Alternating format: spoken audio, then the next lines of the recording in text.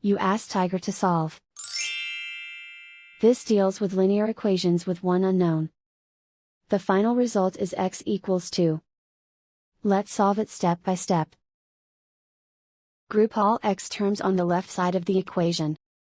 Subtract 5x from both sides.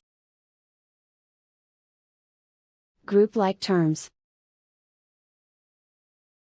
Simplify the arithmetic. Group like terms. Simplify the arithmetic.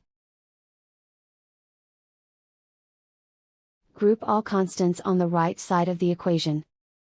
Add 5 to both sides. Simplify the arithmetic.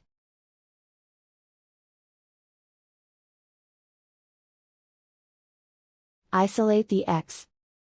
Divide both sides by -2. Cancel out the negatives. Simplify the fraction. Cancel out the negatives. Find the greatest common factor of the numerator and denominator.